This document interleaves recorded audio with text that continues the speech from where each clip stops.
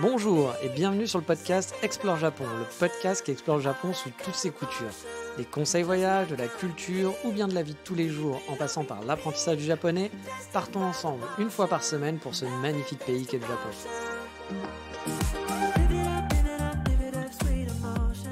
Bonjour à tous, j'espère que vous allez bien. Cette semaine, on va plonger dans les fonds marins, mais sans se mouiller. Oui, c'est beau, c'est la technologie. Bon, ok, on va juste aller à un aquarium finalement, mais pas qu'un, en fait, on va aller faire 2 aquariums, mais oui. Mais avant toute chose, vous le savez, c'est le fameux moment du sommaire de l'émission. On va donc voir l'éclosion d'une jeune fille manger du phoque tout en prenant le thé avec la reine et ne plus transpirer. Et non, on transpire plus. Bah oui, Camoulox, comme d'habitude, hein, ça ne veut strictement rien dire. Mais avant de partir pour les fonds marins, on va faire un petit truc un peu spécial avant le focus, on va faire 2 petits points hors sujet. Voilà, des petits points hors sujet, désolé, mais je voulais revenir sur un ancien épisode où j'ai eu des retours, des gens qui m'ont posé des questions, donc je voudrais revenir dessus, et puis vous parler du futur aussi. Alors le premier point, parce que le premier point, ça veut rien dire, le premier point, je me tâte. Alors oui, je sais, c'est sale, il faut pas faire ça, mais je le fais quand même. Car oui, en ce moment, je réfléchis, comme je vous l'ai dit, à des projets sur lesquels je pourrais travailler. Et dans le pack d'idées, j'ai plein d'idées, plus ou moins, on va dire, professionnalisantes, plus ou moins, pour le plaisir, on va dire, pour le plaisir, voilà, pour ceux qui connaissent. Il y a un classique, voilà, c'est la fameuse chaîne YouTube, voilà, faire des vidéos, super original, vous le voyez. Et donc, ça serait de transformer, en gros, ce podcast en vidéo, avec des thématiques qui seraient, au final, un peu les mêmes, hein, Japon, forcément, mais faire tout ça en vidéo. Ce qui voudrait dire délaisser un peu le podcast, car j'aurais forcément du mal à faire les deux. Hein. Le but, c'est pas de rajouter du travail, ce serait plutôt d'en enlever un, enfin d'en remplacer un par un autre. Peut-être pas de supprimer le podcast, mais de passer le rythme du podcast à une fois par mois ou une fois tous les 2 mois, j'en sais rien. Et en contrepartie, avoir une chaîne YouTube un peu plus fournie. Mais bref, j'aimerais votre avis là-dessus. Est-ce que vous êtes plus podcast que vidéo, tout simplement? Qu'est-ce que vous en pensez? Est-ce que vous pensez que c'est une bonne idée ou pas? J'ai pas encore vraiment réfléchi au concept de vidéo, hein, mais ça serait une partie filmée chez moi, sûrement pour refaire un peu les mêmes choses que je fais là, mais en vidéo. Ou alors, ça serait aussi peut-être dispatcher, faire un peu des vidéos dehors, des choses comme ça, faire des genres de vlogs dehors. Rien d'original, hein, il y a déjà plein de gens qui le font, mais avec mon contenu à moi, tout simplement. Et puis peut-être faire des vidéos un petit peu plus cinématiques dans Kyoto ou dans mes voyages.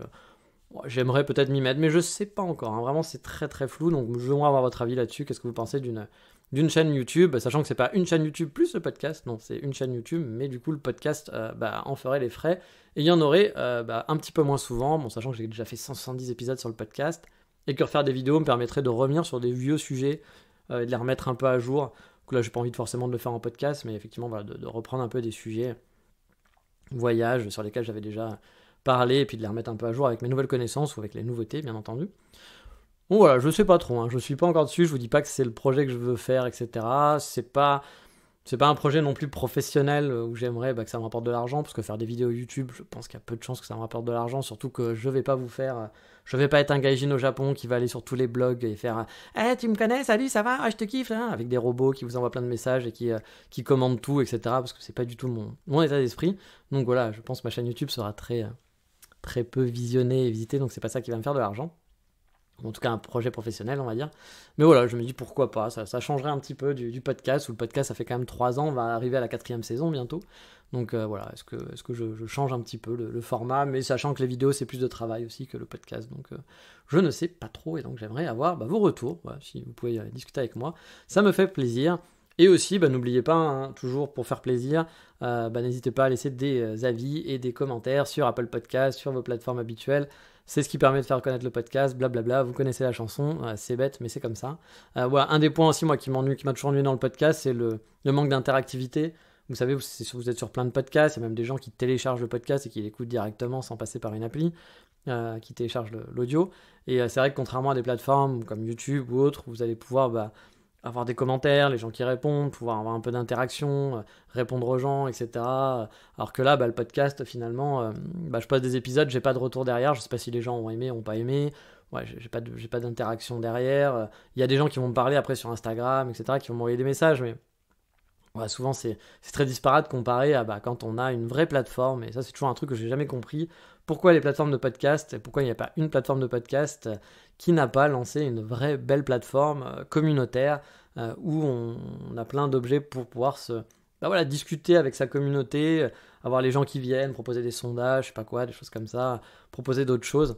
Ça n'existe pas, en tout cas c'est mal fait quand ça existe, et du coup c'est dommage. J'ai jamais compris pourquoi il n'y avait pas le YouTube du podcast, mais bon, c'est un grand mystère pour moi.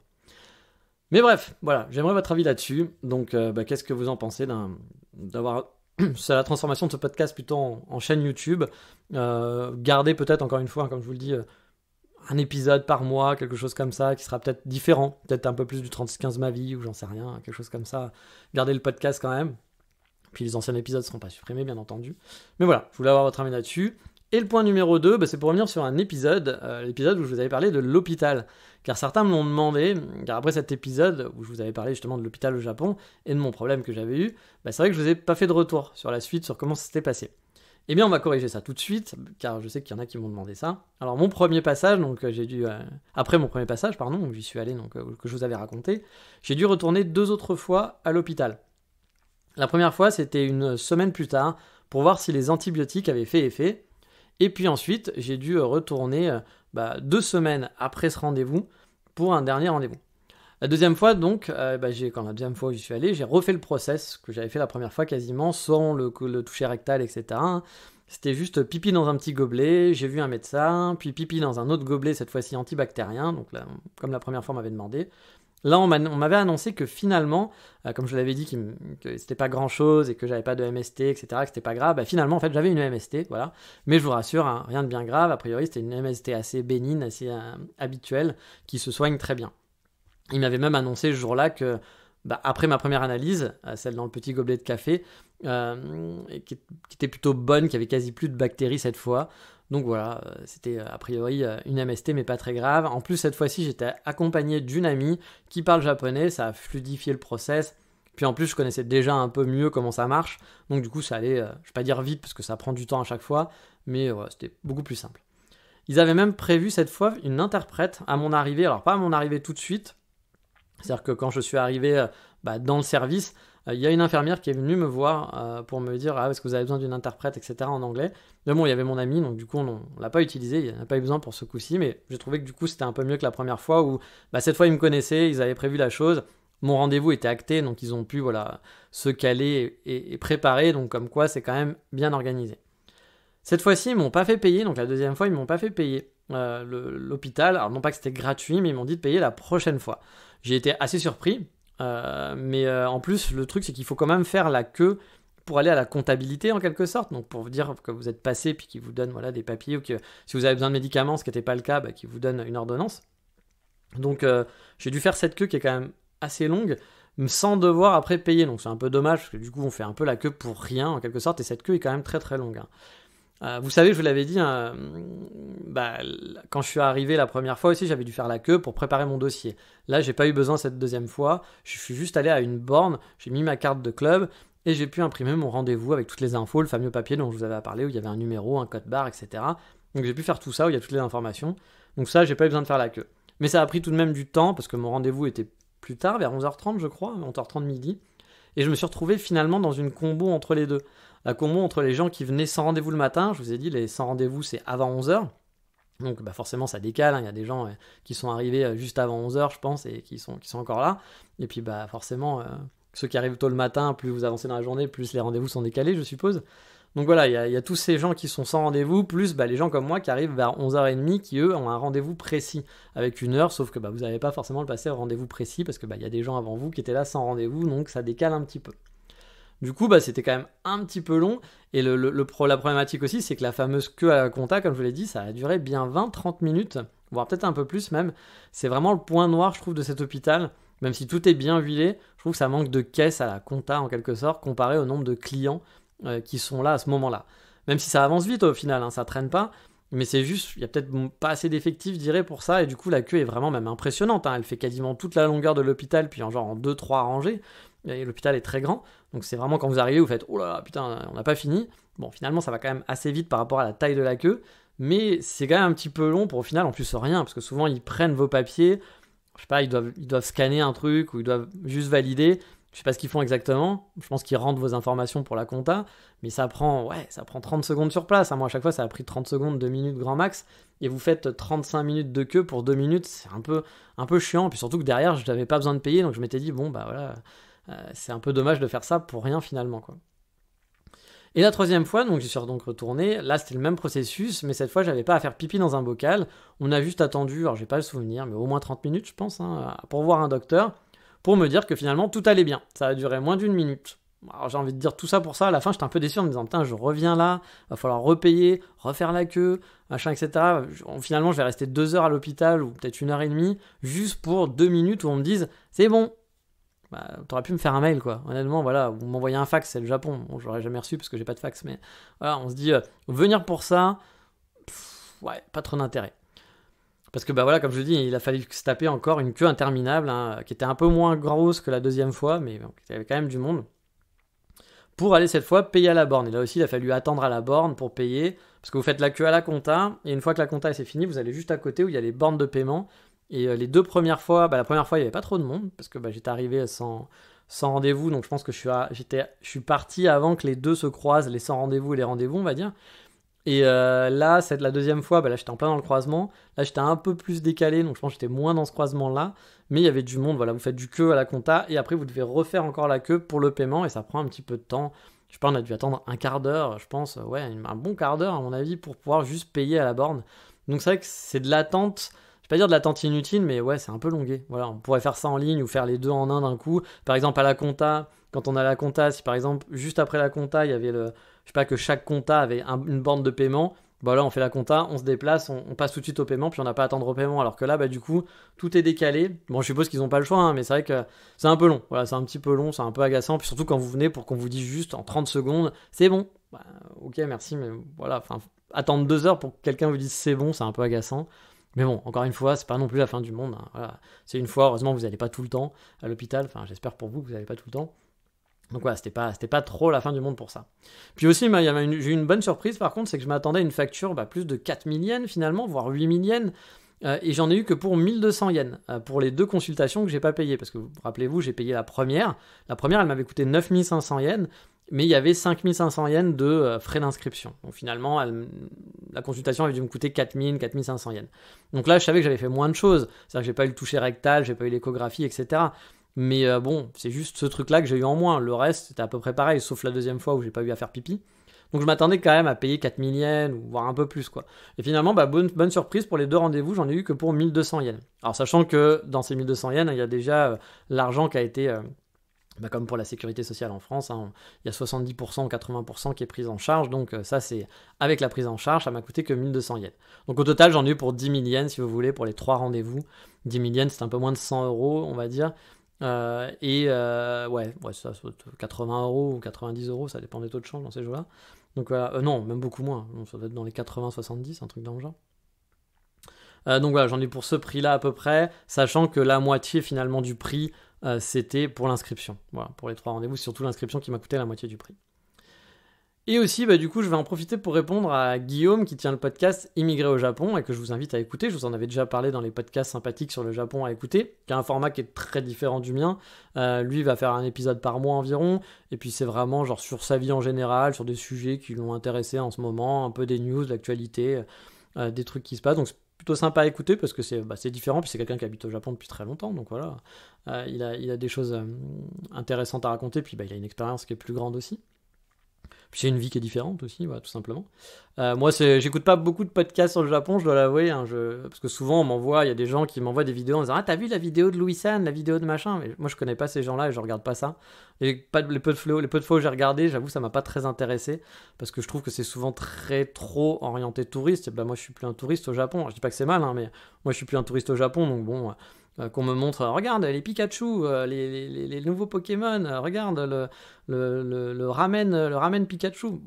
Moi je m'en fous, honnêtement c'est pas des trucs qui m'intéressent. Ça m'intéressait même pas, je pense, à l'époque que j'étais touriste, mais encore une fois, il faut de tout pour faire un monde. Mais j'avoue, le YouTube game, les youtubeurs français sur le Japon, etc., les influenceurs, je ne les connais pas beaucoup.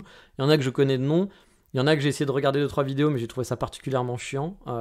Pour faire simple, je suis pas dans la guerre, hein, mais par exemple, j'ai regardé des vidéos de Tev, j'ai trouvé ça nul à chier. Voilà, le fameux ici Japan, qui est sûrement quelqu'un de très sympathique, hein, mais moi j'ai regardé ses vidéos, j'ai trouvé ça vraiment mauvais, avec beaucoup de fausses informations, des choses pas très intéressantes. Donc, encore une fois, hein, chacun fait ce qu'il veut, chacun kiffe ce qu'il a envie. Hein. Il y a des gens qui vont pas aimer mon podcast pour X raisons, et puis ils auront le droit, bien entendu. Les gens qui vont trouver que je dis de la merde, et ils ont raison aussi, ils ont le droit. Puis comme je vous le dis toujours, hein, c'est bien de recouper les sources.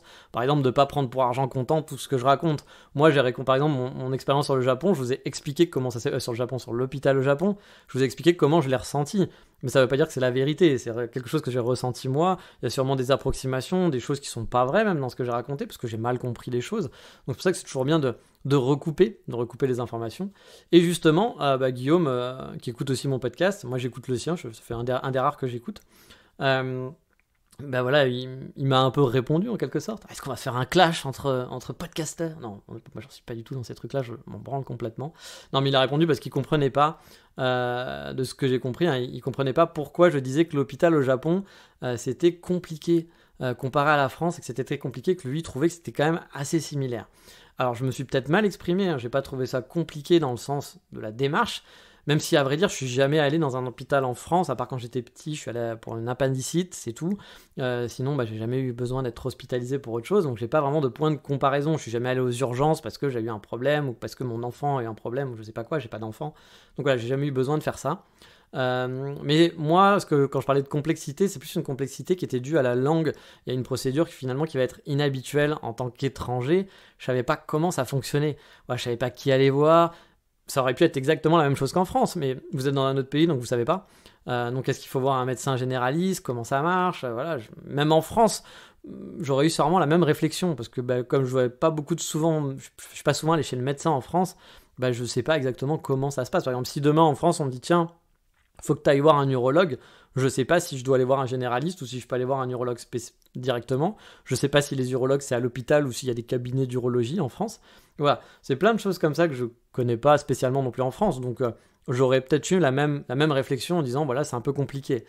Mais là en plus il y a la barrière de la langue et il y a le fait que c'est un autre pays, donc forcément il y a une complication en plus, une couche supplémentaire. Mais qui veut pas dire que c'est plus compliqué en France. Vous comprenez ce que je veux dire. Donc voilà, je confirme, hein, la procédure, elle n'est pas compliquée en elle-même. Hein. Mais maintenant que je connais, voilà, et c'est assez bien huilé, ça fonctionne bien. Et effectivement, sûrement similaire à la France. Par contre, la barrière de la langue, pour moi, a amené des frictions. Surtout quand on ne parle pas et qu'on a un problème. Si par exemple, on va à l'hôpital pour quelqu'un d'autre, déjà, on a moins de stress. Alors, on est stressé peut-être pour la personne, mais c'est pas vous qui avez mal, c'est pas vous qui avez un souci. Donc vous pouvez gérer plus facilement. On va dire qu'on est plus à l'aise pour faire les démarches. Quand vous y allez pour vous et que vous avez des douleurs à ce moment-là, c'est une couche supplémentaire dans le côté compliqué et stress, on va dire, de la situation. Mais oui, il a raison, l'hôpital au Japon, il n'y a rien de compliqué une fois que vous comprenez les codes et que vous avez quelqu'un pour traduire. Et ça, j'insiste pour le quelqu'un pour traduire. Parce que si vous allez, moi quand je serais allé à l'hôpital et que j'avais eu personne pour traduire, c'est compliqué, vous devez expliquer des choses compliquées, c'est pas genre juste... je tousse, voilà, vous n'y allez pas pour ça.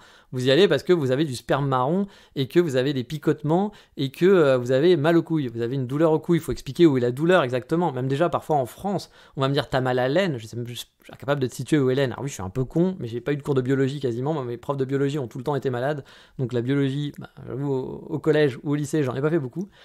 Du coup, voilà, même ça, j'aurais du mal à expliquer en français. J'utiliserais des mots qui seraient pas très précis.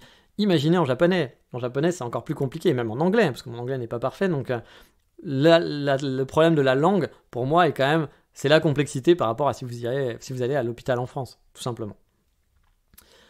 Et voilà pour le petit point hôpital. Mais en tout cas, je vous rassure, hein, tout va mieux pour moi. C'était plus peur que de mal. Maintenant, ça va très bien. J'ai plus de soucis, donc c'est passé. Même s'il y a des trucs qui m'ont un petit peu surpris dans la façon de faire, le peu de médicaments, moi la douleur était pas totalement partie, quand je suis retourné la deuxième fois, la douleur venait de s'arrêter à peine 2 jours avant, donc c'est vrai que c'était j'étais un peu, pas dire en stress, que c'était pas le mot stress, mais j'étais en train de me dire bon ils m'ont filé des médocs, j'y retourne, puis finalement je vais leur dire que je sens pas d'amélioration de folie, finalement si c'est parti vraiment, je crois que c'était 1 jour et demi avant c'est parti, c'est-à-dire que les douleurs ont commencé à diminuer. Mais voilà, c'était pas non plus fou, et le jour où j'y étais, effectivement les douleurs étaient quasiment plus là, mais c'est revenu un peu après, avant que j'y retourne au bout des 2 semaines, puis finalement c'est parti. Puis là maintenant effectivement j'ai plus rien, donc Voilà, c'est plutôt cool, plus de peur que de mal, encore une fois. Et ça m'a permis de découvrir aussi l'hôpital au Japon, de savoir comment ça fonctionne. Maintenant, j'ai ma petite carte.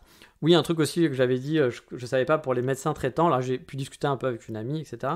Et elle m'a dit que les médecins traitants, enfin, on va dire les médecins généralistes plutôt, ça existe. Il y a aussi des cabinets, vous n'êtes pas obligé d'aller soit en clinique ou en hôpital. Je vous avais dit que pour l'instant, moi, j'avais l'impression que le médecin généraliste était souvent rattaché soit à une petite clinique, soit à un plus gros hôpital.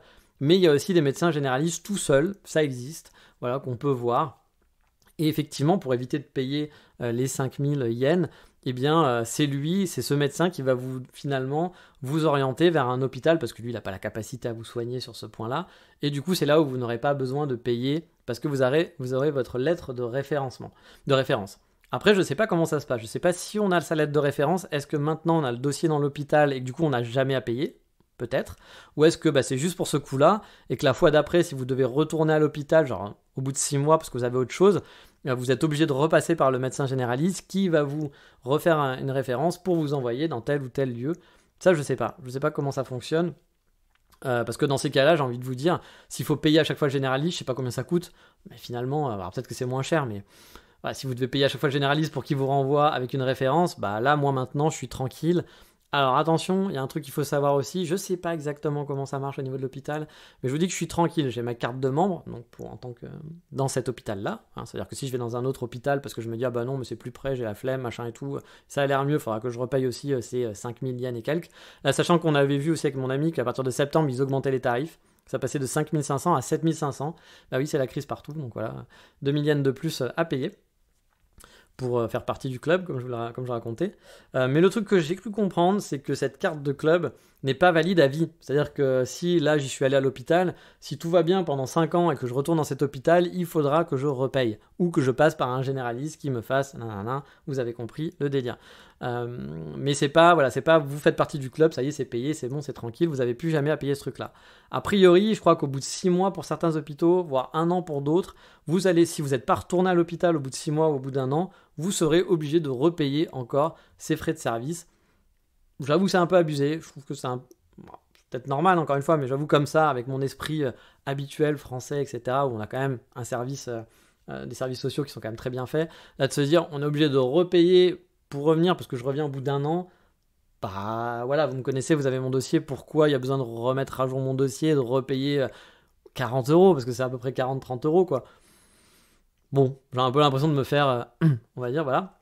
Mais bon, après c'est comme ça. Je suis pas sûr à 200%, mais c'est ce que j'ai cru comprendre. En regardant un peu à droite à gauche sur internet, ce que j'ai pu voir, j'ai l'impression qu'au bout d'une certaine période, votre carte n'est plus valide et donc vous devez repayer dans cet hôpital si vous voulez y retourner et que vous n'y êtes pas retourné depuis. Je crois que c'est 6 mois, 1 an dans ces eaux-là. Mais allez, on va partir maintenant sur le vrai focus de cette semaine. J'espère que ça vous dérange pas trop leur sujet, mais je me suis dit que c'était plutôt pas mal de revenir sur des sujets qui n'étaient pas totalement clos. Voilà.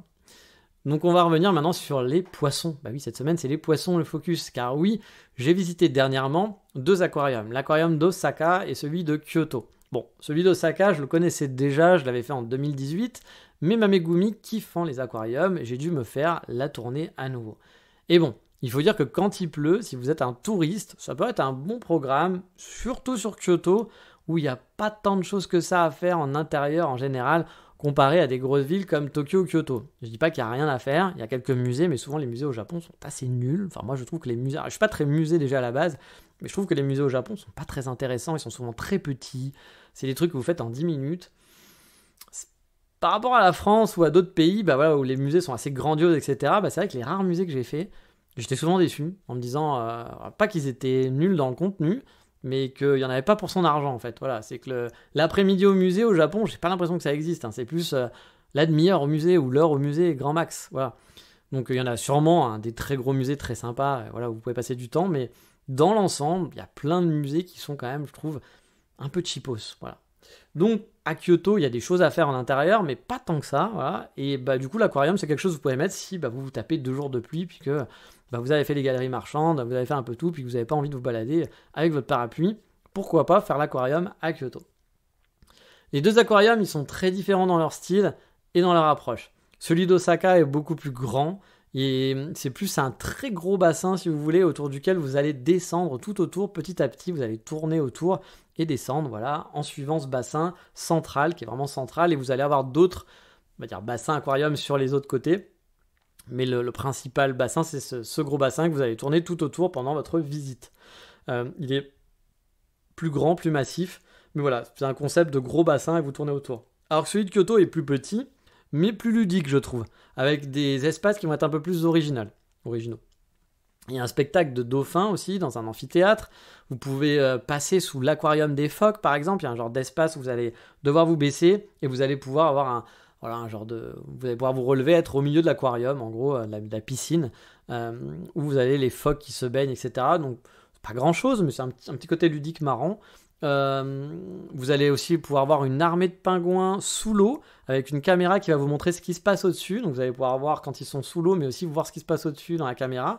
Et après monter un étage et voir effectivement leur activité au-dessus. Donc il y a des petits côtés ludiques comme ça qui sont assez marrants.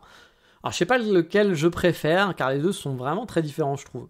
J'avais un peu peur à la base d'aller à celui de Kyoto car il me semblait petit et je pensais me faire un peu chier, surtout après avoir fait celui d'Osaka. Mais franchement, j'ai eu une agréable surprise au final. En plus, on joue à fond dans le kawaii sur celui de Kyoto avec des goodies et autres nourritures en forme d'animaux mignons et poissons. Comme par exemple, vous pouvez manger des donuts avec des têtes de phoque qui sont trop kawaii. Oui, moi j'ai opté pour ça. Je me suis fait avoir pour le marketing, mais franchement, c'était super mimi. J'ai kiffé. Le donut est pas excellent, pas génial, mais ça va, ça passe. Mais il est super mimi. Voilà, le donut est super mimi, puis ça fait cool pour être content d'avoir votre petit donut phoque. Si vous avez des enfants, ils vont alors surkiffer, c'est sûr, et vous aussi, je pense. Donc voilà, il y a ces petits côtés goodies qui sont plutôt pas mal que j'ai pas forcément trouvé à Osaka. Il y en avait un, mais je trouvais ça moins bien fait. Et voilà, de ce côté, voilà, le côté un petit peu plus ludique de Kyoto était plutôt chouette. Ils sont assez forts là-dessus, voilà, plus forts qu'Osaka, je trouve. Bon, je vais pas vous la jouer grande explication sur les faunes marines non plus dans ce podcast parce que j'y connais vraiment pas grand chose en poisson et franchement j'en ai strictement rien à branler. C'est pas du tout ma passion, mais je dois dire que les deux endroits sont quand même assez chouettes, même si on n'est pas poissonné de Poiscaille, moi j'ai passé de bons moments. Celui d'Osaka, il se trouve un peu excentré de la gare Umeda. De mémoire, il faut compter 20 bonnes minutes pour rejoindre l'aquarium avec un changement de train, mais rien de bien compliqué non plus, vous inquiétez pas. La zone de l'aquarium est plutôt sympathique, elle regorge de quelques autres activités, dont un vieux mall un peu décrépit, mais qui a un food hall, qui est un food court plutôt, qui est très sympa, pour se faire un petit repas avant ou après l'aquarium, où on va aller acheter plein de petits trucs, et puis qu'on va grignoter après. Vous voyez le principe des food courts, hein. Pour ceux qui ne connaissent pas, c'est en gros, voilà, vous allez avoir plein de petites boutiques, et puis au milieu, vous allez avoir plein de tables. Et donc, si par exemple, vous voulez manger des takoyaki, puis que votre copine veut manger des okonomiyaki, chacun peut aller se prendre sa bouffe, se mettre au milieu, on peut partager. Nous, c'est ce que j'ai fait avec ma copine. On s'est pris un peu de la bouffe dans 3-4 stands différents, puis on a partagé. Et franchement, comme souvent au Japon, pas trop de déception. Ça peut arriver de manger des trucs qui sont moyens. Ah, franchement, c'était plutôt chouette. Alors que c'est vrai que le mall donnait pas spécialement envie de se poser. Moi, ma copine voulait manger. Moi, j'étais là, je fais, ça me donne pas envie. Je préfère aller dans un restaurant plus sympa. Mais finalement, j'ai bien mangé. Le lieu est pas ouf pour manger, voilà. Mais la nourriture était plutôt bonne. Niveau boutique, c'est pas fou non plus. Hein. Mais c'est là-bas que j'ai mon fournisseur officiel de chapeaux, dont je vous ai déjà parlé dans mon précédent podcast. Et pour avoir mangé, donc comme je vous dis dans le food court, ça vaut le coup. Voilà, il y avait des trucs qui étaient quand même assez bons. Et il y avait même un truc, par contre, que j'ai bien aimé. Une genre de faux vieux quartier japonais. Il y a toute une ambiance en fait avec un décor qui donne sur ce lieu en fait. Et c'était plutôt chouette. J'ai bien aimé. J'avais envie de faire des photos, mais ma copine ne se sentait pas très bien à ce moment-là, donc j'ai pas pris trop le temps de faire ça. Mais j'avoue, j'avais trouvé ça mignon. J'avais pas vu ça la première fois que j'étais allé, et là je trouvais ça plutôt original. Alors, c'est un peu fake, hein, c'est comme si vous étiez à Disneyland, quoi. Mais c'était marrant de trouver ça dans cet endroit, dans ce mall. C'était assez chouette. Donc si vous avez l'occasion, n'hésitez pas à passer par là. C'est un petit passage, on va dire, un peu obligé en plus de l'aquarium. Surtout que l'aquarium va avoir des heures d'entrée de visite parfois. La première fois, j'avais pas eu ça. Mais là, cette fois-ci, j'ai eu ça. C'est-à-dire que vous allez acheter un ticket pour 15h30. Voilà. Même s'il est 15h, vous allez devoir attendre que l'entrée de 15h30. Donc ça vous laisse une demi-heure pour aller au mall et traîner un peu dans le mall. Autre magasin, il y a plein d'autres magasins. Bien sûr, il y a des magasins souvenirs, des attrapes touristes avec des sables, des kimonos et autres goodies Japon. Qui n'est pas du tout mon truc, hein, mais voilà. Si vous avez envie de ramener un fake kimono, on va dire, ou un masque de kitsune, voilà, vous pourrez vous faire plaisir. Il y a tout ce qu'il faut. J'étais assez surpris aussi parce que j'ai vu beaucoup de musulmans sur place et je me demandais mais pourquoi il y a tant de musulmans ici, parce que c'était quand même bizarre. Je voyais beaucoup de gens avec le voile, etc. et autres, et je me suis dit étrange, parce qu'on n'en voit pas tant que ça au Japon, et puis là, il y avait quand même énormément de gens, et parce qu'en fait, il y a des boutiques halal aussi, alors je ne sais pas pourquoi ici, il y a spécialement des boutiques halal, mais il y avait des restaurants effectivement halal, il y avait une salle de prière, donc voilà, si vous êtes musulman, je pense aussi que ça peut être un endroit qui peut être bien pour vous, alors je ne connais pas grand-chose en religion, donc je ne vais pas non plus vous faire tout un laïus là-dessus, c'est pas mon truc la religion, mais voilà, ça m'a marqué, j'ai vu qu'il y avait beaucoup de gens effectivement de confession musulmane, et donc je pense que ça doit pas être si facile que ça pour avoir des endroits pour prier, etc., ou pour avoir de la bouffe halal, et donc forcément, ça doit être une sortie intéressante pour les gens de confession musulmane, pour se dire, je vais faire aquarium, et en plus, voilà, je peux manger halal, et puis je peux avoir ma salle de prière, etc. Donc, c'est vrai que voilà, j'étais surpris, mais je voulais vous en parler, parce que peut-être que vous êtes musulman, et que c'est quelque chose qui vous intéresse. Mais encore une fois, comme les poissons, j'avoue, la religion, c'est pas mon truc, et j'y connais pas grand-chose. Ça m'intéresse pas beaucoup, à vrai dire. Je ne suis pas croyant, donc voilà, je vais croire plus au sabre laser qu'en une entité divine qui aurait créé l'univers. Mais encore une fois, tout le monde fait ce qu'il veut, tout le monde fait ce qu'il a envie, tant qu'il n'embête pas les autres. Voilà, c'est toujours pareil, voilà, mon principe c'est qu'on n'embête pas les autres, et ça va bien. Donc voilà, pour le mall, on va dire, de l'aquarium, c'est une petite activité qui peut être complémentaire, voilà. Et surtout si vous êtes fan de chapeaux, vous allez vous faire plaisir, c'est au premier étage, enfin au deuxième étage au Japon. Et la boutique est plutôt chouette, elle était là en 2018, elle est toujours là. Donc il y a des chapeaux, des casquettes en tout genre, et franchement il y a du choix. Et c'est ça que j'aime beaucoup, c'est énormément de choix. Il y a aussi un grand bateau qui se la joue vieux bateau sur le port, qui permet une petite croisière dans la baie d'Osaka. Alors j'ai jamais essayé, je peux pas vous en parler, mais ma copine l'a déjà fait, elle voulait qu'on le fasse, même bon là j'avoue j'avais pas trop envie. Ça me donnait pas spécialement envie parce que la baie d'Osaka, mais c'est peut-être sympa, hein. Parfois voilà je suis un peu genre en mode et puis finalement en fait c'est des trucs sympas à faire. Mais là j'ai jamais essayé, elle avait bien aimé. Alors quand je dis croisière, vous attendez pas à une semaine avec Gopher et Isaac, pour ceux qui se rappellent de la croisière s'amuse. Non, c'est juste une petite balade de, je sais pas, 30 minutes, 1 heure, j'en sais rien, sur la baie d'Osaka. Hein. Mais il fait vieux bateau, voilà, il a un peu la classe, etc. Mais très gros bateau. Donc pourquoi pas, c'est vrai que ça peut être sympa. On peut le voir de l'aquarium et du mall. Ça peut être une activité pour une après-midi, grosse après-midi complète, sur place. L'aquarium en lui-même est assez design et original, il est massif vraiment pour le coup. Au début on a un petit passage à l'extérieur mais on va vite s'engouffrer rapidement dans les profondeurs. Le concept c'est vraiment celui d'un gros bassin comme je vous l'ai dit, avec une route circulaire, donc vous allez commencer par le haut et vous allez tourner et descendre tout autour, petit à petit, descendre dans les profondeurs. On y voit des très très gros spécimens, il y a des gros requins par exemple, il y a beaucoup de poissons dans ce gros, c'est assez impressionnant. Puis les vitres sont très très grandes et tout, donc c'est très agréable à regarder. Il y a parfois des pauses où vous pouvez vous asseoir pour regarder les poissons, etc. Donc plutôt chouette. Et en fait, de l'autre côté de la descente, il y a différents bassins. On va pouvoir apercevoir des pingouins, des phoques, des dauphins. C'est une vraie ambiance sympa à l'intérieur. On peut rester facilement 2 heures sur place sans voir le temps passer. Vraiment. Il y a un espace aussi à la fin pour les méduses et aussi un endroit original où on peut voir un phoque dans une genre de bulle au plafond parce que les phoques sont au-dessus en fait et ils peuvent descendre dans cette bulle et donc parfois on les voit, ça fait des photos super chouettes. Moi j'avais fait une photo assez cool là-bas. C'est à la toute fin et aussi encore après, donc vous allez remonter après et donc aller au niveau des phoques. Là vous allez pouvoir voir les quelques phoques qui sont là, voir quelques pingouins et aussi vous avez un bassin qui vous permet de toucher certains poissons. Alors j'avoue que moi j'ai un peu phobie des poissons, je trouve pas ça très joli. Donc toucher des poissons, c'est pas un truc qui m'intéresse, mais on pouvait faire ça. Donc si ça vous intéresse, vous pourrez peut-être caresser quelques poissons.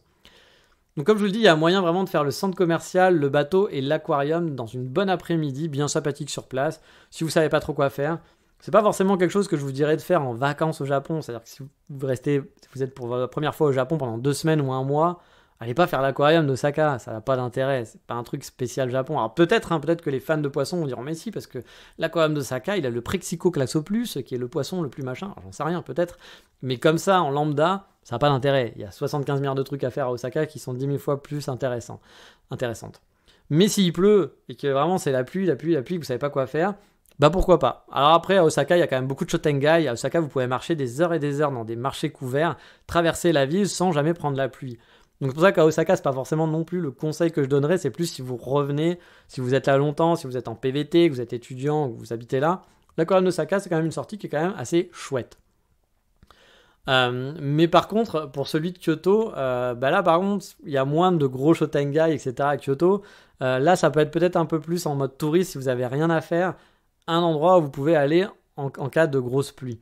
Après, voilà, pareil, Kyoto en vacances, je vais pas vous dire, allez voir l'aquarium, c'est un des trucs super de Kyoto. Alors, Kyoto, c'est un musée à ciel ouvert. Kyoto, il faudrait 4 semaines, 5 semaines, voire 3 mois de vacances non-stop. Vous pouvez vous balader dans toutes les ruelles, il y a toujours des trucs à voir. Donc non, l'aquarium de Kyoto n'est pas quelque chose à voir en tant que touriste.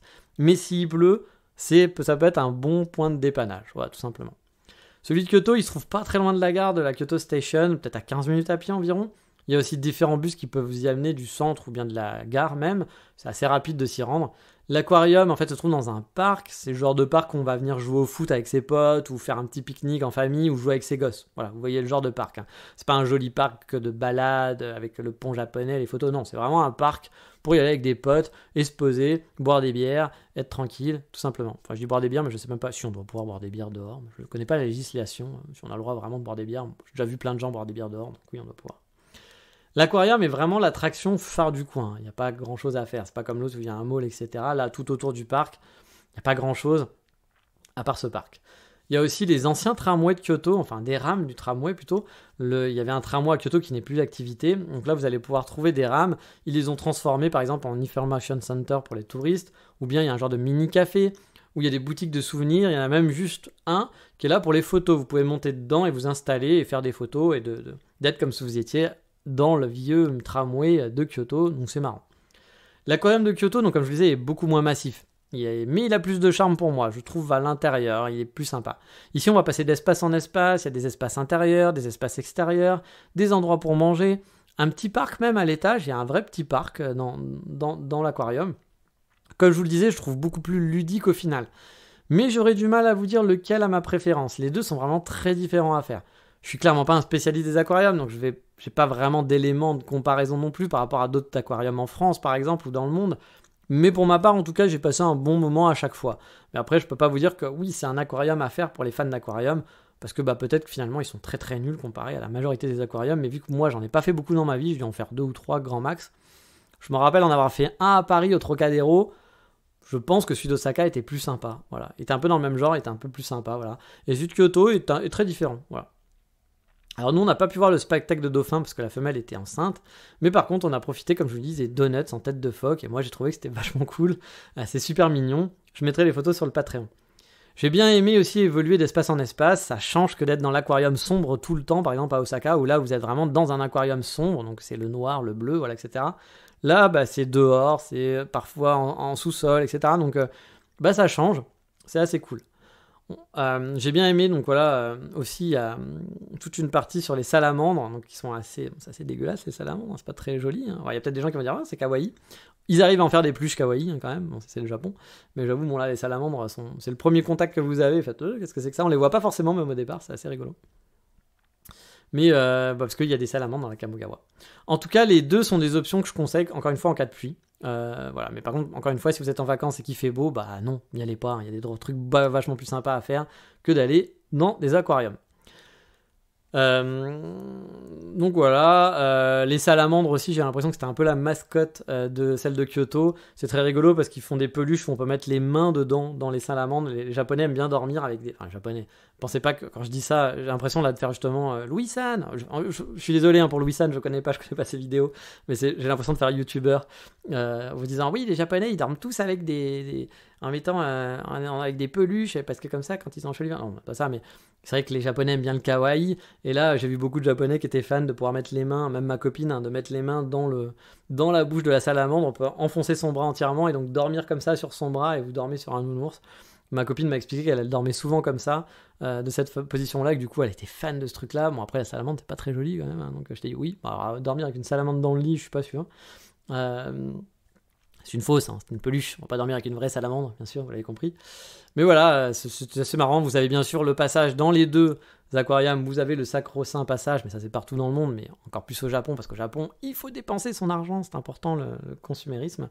Donc vous avez les passages sur les boutiques, qui sont très fournis. Celle d'Osaka est très grande, celle de Kyoto est plus petite, mais voilà, après, bon... Il y en a pour son argent, vous pouvez acheter 2-3 conneries, vous allez avoir des peluches, des crayons, des gommes, des gâteaux en forme de machin, enfin, c'est vrai, la totale, hein, vous savez, le japonais, le kawaii et le goodies, ils s'y connaissent. Donc voilà, bon moment à passer, moi j'ai bien aimé les deux aquariums, encore une fois je suis pas un fan d'aquarium mais j'ai passé des bons moments, j'avais peur d'ensuite Kyoto mais finalement c'était plutôt chouette. J'ai dû passer à chaque fois 2-3 heures dans les aquariums environ. Donc voilà, ça vous permet de passer quand même, de prendre du temps.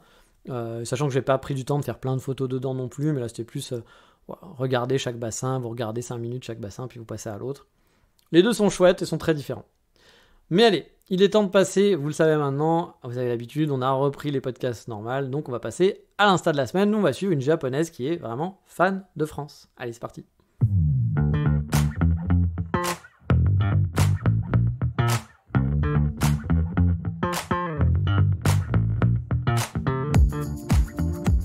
Et donc oui, cette semaine, on va follow une japonaise, une belle éclosion, bah oui, c'est son pseudo, avec des tirés dessus un peu partout. Donc comme d'habitude, je vous mettrai le lien dans la description, parce que sinon, si je dois vous dire tirer du bas, belle, tirer du bas, éclosion, Alain en a mis 3, bon, c'est un peu compliqué. Donc vous allez cliquer, ça sera plus simple pour vous comme pour moi. Et ça sera aussi sur le Patreon, vous avez l'habitude pour les abonnés Patreon.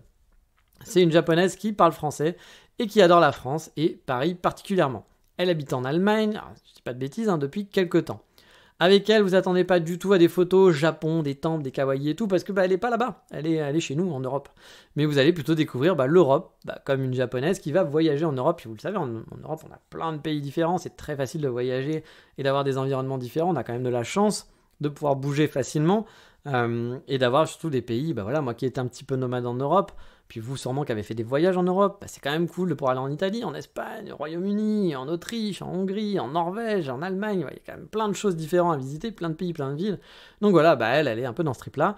Et moi je trouve ça toujours cool de suivre aussi des gens différents, c'est-à-dire que j'adore le Japon, et puis je suis content de découvrir les nouveaux cafés, découvrir les habitudes, mais j'aime bien aussi voir l'œil d'une japonaise ou d'un japonais qui va être amoureux de l'Europe, et qui va être amoureux de la France, de l'Allemagne. C'est intéressant de suivre aussi finalement des gens comme nous, mais qui aiment notre pays finalement ou notre environnement. Ça permet de découvrir des choses, puis de voir aussi les choses qui nous sont habituelles, de les voir sous un autre angle et de dire c'est vrai que c'est quand même beau chez nous. Je vous invite donc à suivre son compte, Belle Éclosion. En plus, c'est une fille qui est très sympathique, et je lui ai déjà parlé quelques fois, et franchement, elle est très sympa. Mais allez, il est temps de retourner au pays des sorciers, et ça tombe bien, car aujourd'hui, on va être un peu dans une ambiance à l'anglaise, dans la rubrique Voldemort.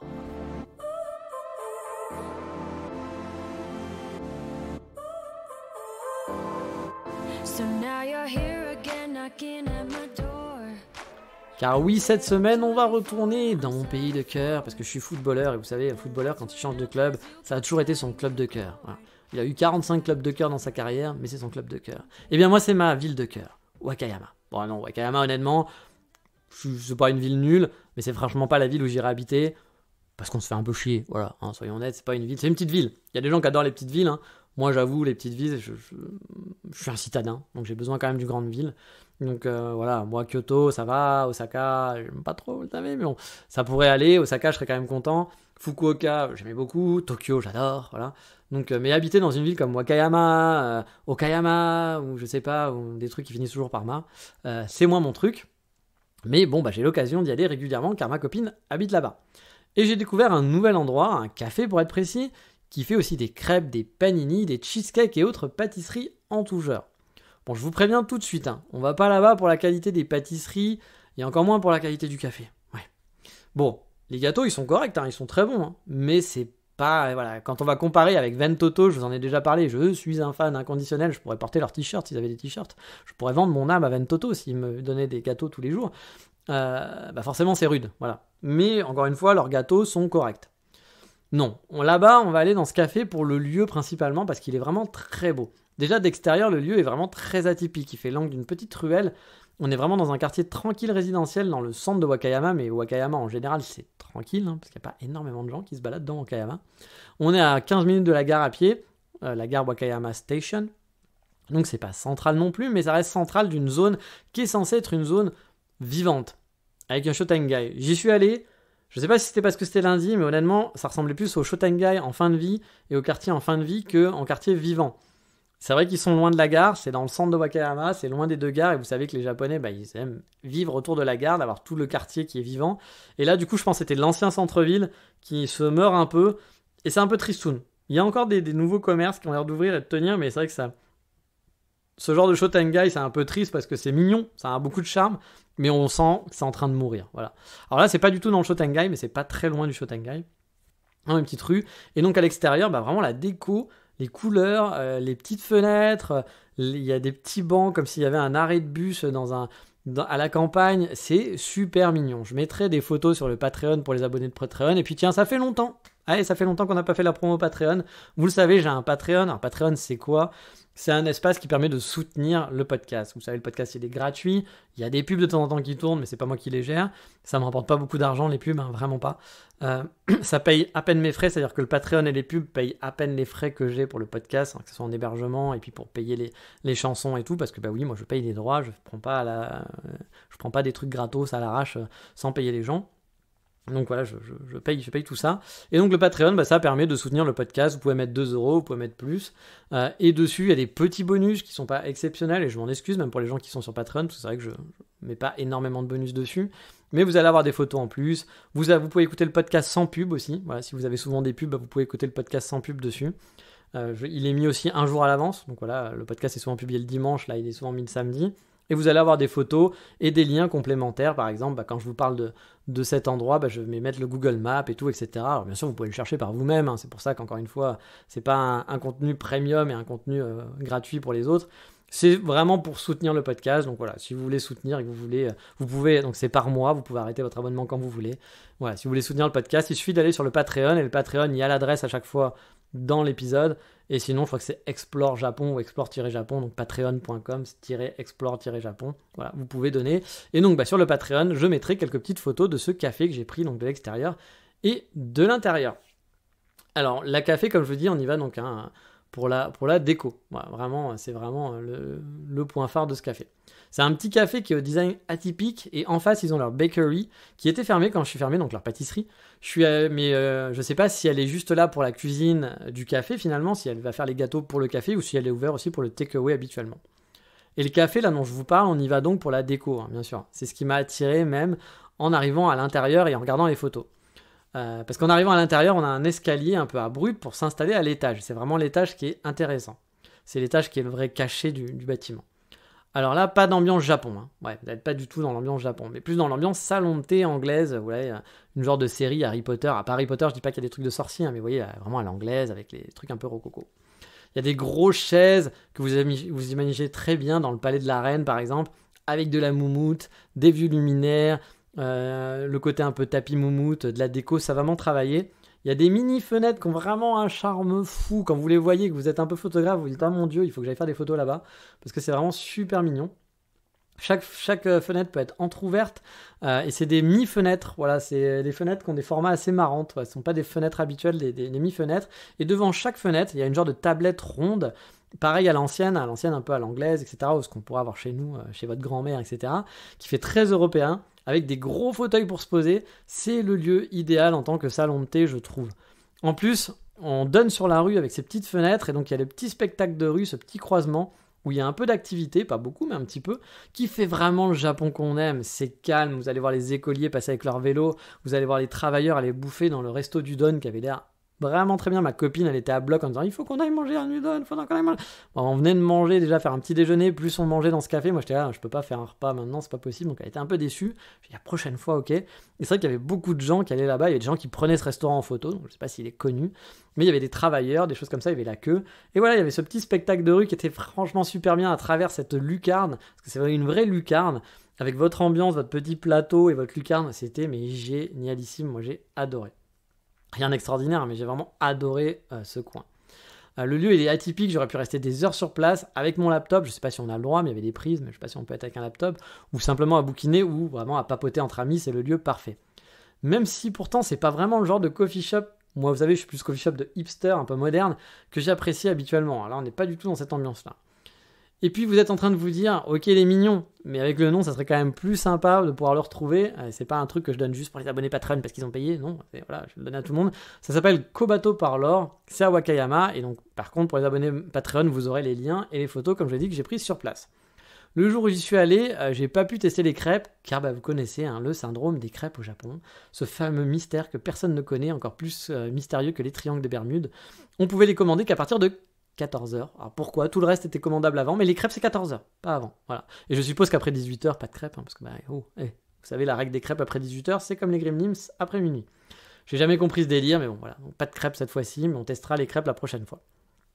On a donc commandé un cheesecake qui était un peu salé, il y avait du sel avec le cheesecake, c'était spécial mais pas si mauvais. Et après, c'était pas le cheesecake de l'année, hein, mais franchement, ça va. Encore une fois, c'était pas des pâtisseries de folie, mais ça va, ça fait le boulot. Donc voilà, ça aurait été dégueulasse, je vous aurais dit, ok, le lieu est cool, mais c'est dégueulasse. Là, on va dire que c'est moyen. C'est moyen. Il y a même des gens qui vont peut-être préférer, parce que c'est peut-être moins sucré, etc. Mais voilà, moi, c'est pas les pâtisseries que j'ai kiffé, mais ça faisait le boulot pour le lieu. Moi, j'étais très content, puis c'était pas très très cher, il me semble, de mémoire. Moi, j'ai pris un lemon cake qui, là aussi, faisait le boulot. Il était pas vraiment bien grand, n'avait rien d'extraordinaire, ressemblait plus à une madeleine qu'à une lemon cake. Mais ça avait le goût d'un lemon cake, c'était pas mauvais. Voilà. Le café, je préfère pas trop en parler, c'était vraiment très lambda, mais bon, voilà, le lieu ne se veut pas être un coffee shop de spécialité en même temps, donc voilà, on va pas leur cracher dessus. Par contre, pas de menu en anglais les amis, donc si vous êtes à Wakayama, si vous êtes dans un quartier qui est pas touristique, hein, ça sera à la dure, il faudra faire ça comme ça. Donc voilà, ce café je le recommande, je vous encore une fois recommande d'aller à Ventoto. Allez à Ventoto, c'est tellement bon. J'y suis retourné, j'ai mangé encore une tarte au raisin, j'ai mangé une tarte aux figues qui était à tomber. Ma copine est allée avec moi un jour aussi, elle a pris une tarte banana choco. J'ai grandement hésité parce que je suis pas un fan de banane et quand j'ai mangé le chocolat, c'était un cœur de chocolat au milieu. J'étais oh mon dieu. Voilà, non, leurs gâteaux sont vraiment très très bons. C'est un peu cher par contre. C'est vrai que c'est un peu cher, mais c'est vraiment très beau. Ventoto, mon adresse à Wakayama, mon petit plaisir quand j'y vais. Désolé pour ma copine, mais oui, mon petit plaisir, c'est Ventoto, c'est pas ma copine quand je vais à Wakayama. C'est triste pour elle, mais j'adore tellement les gâteaux, je suis désolé. Mais allez, on en a fini pour cette reco, on va passer au fameux coup de cœur du moment. Allez, c'est parti.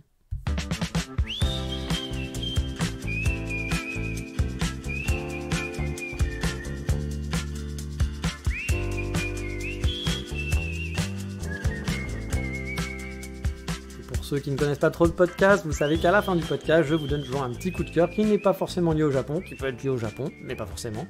Un petit coup de cœur, voilà, un petit plaisir. Mon plaisir à moi personnel pour que vous me connaissiez mieux. Puis parfois, j'ai envie de vous partager un bouquin, partager un truc que j'ai acheté, un truc, voilà, une pensée positive. J'essaye de pas faire dans le négatif, je suis quelqu'un qui râle beaucoup. Voilà, j'adore râler. Je suis un bon français pour ça, j'adore râler, j'adore me dire c'est de la merde, putain, c'est nul, etc. Même si, encore je vous dis, hein, tout le monde, faites ce que vous voulez, faites-vous plaisir, mais ça m'empêche pas moi de râler dans ma barbe, tant que j'emmerde pas les autres. Mais voilà, podcast, je veux rester positif, donc je vous parle que de choses positives. Je vous parlerai pas par exemple des séries du moment, voilà. Alors je pourrais en parler, hein, parce que par exemple le Seigneur des Anneaux, j'ai envie de vomir dessus. Moi qui suis un fan du Seigneur des Anneaux, j'avoue la série des Seigneur des Anneaux, j'ai envie de m'ouvrir les veines tellement que c'est mauvais. She-Hulk, je regarde She-Hulk, je comprends pas que les gens aiment She-Hulk, je trouve ça aussi mais tellement nul à chier. Voilà, donc là en ce moment je regarde plein de séries, ou même la nouvelle série Star Wars qui est pas mauvaise, mais que plein de gens est en train de se palucher sur la nouvelle série Star Wars. Moi, je la trouve lambda. Voilà, elle est bien, mais c'est pas non plus ouf. Voilà, je vais pas faire mon rageux. Voilà, parce que là, si je vous parlais de série, je ferai mon rageux. Je suis en train de le faire, mais maintenant, donc on va vite s'arrêter. Et on va parler à mon vrai coup de cœur. Voilà. Et vous vous souvenez peut-être, pour les plus vieux d'entre vous, de cette chanson « Voilà l'été, voilà l'été ». Bah moi je lui chie dessus, voilà, je lui chie sur l'été. Alors, on a dit qu'on faisait pas le rageux, mince. Bah oui, mais je suis vulgaire, mais je lui chie dessus à l'été. Vous savez que l'été au Japon, moi ça me saoule. Voilà, c'est chiant parce qu'il fait trop chaud et que je peux pas en profiter. Mais là justement, le bonheur, la joie... Oui, la joie à la fin de l'été, car oui, il y a encore quelques jours, on avait des 31 degrés, hein. Il y a encore quelques jours, là ça commence, le week-end dernier il faisait encore chaud, c'est-à-dire que là on commence une baisse de température d'un coup, mais il faisait encore 31 degrés, il y a 2 semaines, quand je me suis baladé à Kyoto, alors, quand vous recevrez ce podcast, ça sera peut-être 3 semaines, mais voilà, il faisait 31 degrés, voilà, donc c'était pas encore le mois d'octobre, enfin mois d'octobre, 31 degrés, je l'ai vécu, voilà.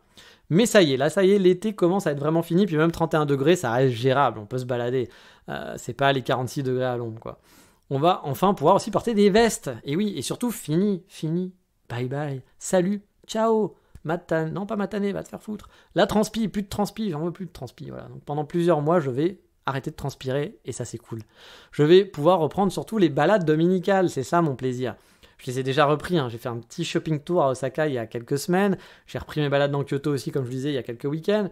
J'ai à nouveau la joie d'explorer avec mon appareil photo à la main. Parce que là, l'été, mettre un appareil photo qui pèse un peu dans le sac, qui va vous faire transpirer encore plus, bah non, du coup, je prends le truc, c'est le plus léger possible. Là, je peux le remettre, je m'en fous, je transpire pas. Et oui, fini à transpire. Donc, c'est la joie, pour moi, le bonheur des balades à nouveau. Je revis. Voilà, je revis tout simplement. Car vous le savez, pour moi, c'est un vrai plaisir que de gambader des heures et des heures caméra à la main dans les ruelles, ici et là. Et puis en plus, la saison des Momiji va commencer dans quelques semaines, mois, et c'est ma saison préférée au Japon de très très loin. Donc mon petit bonheur cette semaine, c'est de pouvoir refaire quelques balades, même si mon planning me permet pas non plus de me gambader partout, comme c'était le cas il y a 2 ans. Moi, c'était il y a 2 ans que j'étais au Japon. Voilà, donc où j'étais beaucoup plus libre, parce que j'avais pas de travail. Là, voilà, c'est juste parfois le week-end que je vais pouvoir me balader, parce qu'il y a aussi des week-ends où je dois aller voir ma copine à Wakayama, donc je passe ma journée dans le train à faire des allers-retours, machin, etc., puis à la voir le soir, donc bon, là c'est pas la journée balade.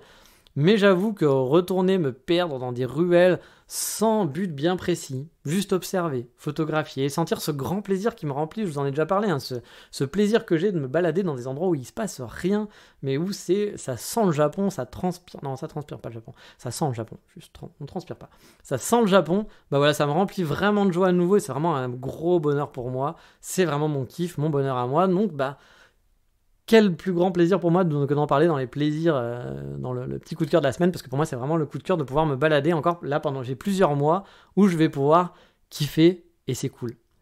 Mais allez, il est temps d'arrêter sur ce podcast, de vous dire au revoir pour cette semaine. Comme d'habitude, portez-vous bien. Je sais pas quel sera le sujet du prochain épisode, j'en ai aucune idée, on verra. Je vous dis donc à bientôt, n'oubliez pas de revenir vers moi aussi pour l'histoire de la vidéo, est-ce que ça vous intéresse d'avoir un changement. Alors vraiment, c'est ça, la question, c'est pas de vous dire est-ce que vous voulez voir des vidéos, parce que je suis sûr que vous allez me dire, oui, c'est super, oui, je me doute. Mais est-ce que ça vous intéresse que ce podcast se transforme en vidéocast qu'il y ait plus de vidéos et que le podcast finalement, je vais pas dire meurt, mais prenne un profil de plus slow, qu'il soit un épisode tous les mois, tous les 2 mois, mais qu'en compensation, il y a une chaîne YouTube qui soit un petit peu plus portée sur la vidéo, où j'essaierai de faire des vidéos. Ce sera peut-être moins aussi, je ferai peut-être pas une vidéo par semaine comme je faisais un podcast par semaine parce que c'est du travail, mais ce sera peut-être une toutes les 2 semaines ou une tous les mois, j'en sais rien, donc il y aura un contenu peut-être moins régulier. Mais voilà, j'aimerais avoir votre avis, je suis pas du tout arrêté, peut-être que je vais pas du tout aller là-dessus, je vais peut-être travailler sur des trucs qui ont rien à voir sur le Japon aussi, c'est aussi dans mes plans. Si je fais ça, je continuerai le podcast, voilà. Si j'ai d'autres plans ou d'autres projets, je pense que c'est vraiment si j'ai un projet sur le Japon que je limiterai le podcast peut-être. Mais parce que ça risque de faire un peu doublon. Mais si j'ai d'autres projets, je continuerai de faire un épisode toutes les 2 semaines. Je pense que je vais arrêter de faire toutes les semaines parce que c'est beaucoup de travail. Et là, je suis quand même plus à l'aise de le faire une fois toutes les 2 semaines. Donc, je vais sûrement garder ce rythme. J'espère que ça vous convient. Puis de toute façon, pour les nouveaux qui arrivent, vous avez plus de 200 épisodes à écouter. Donc, vous avez de quoi faire avant d'arriver à la fin des derniers épisodes. Donc voilà, sur ce, cette fois-ci, je vous dis vraiment au revoir. Et qu'est-ce qu'on dit dans ces cas-là? Vous avez l'habitude. Ciao, bye bye, matane.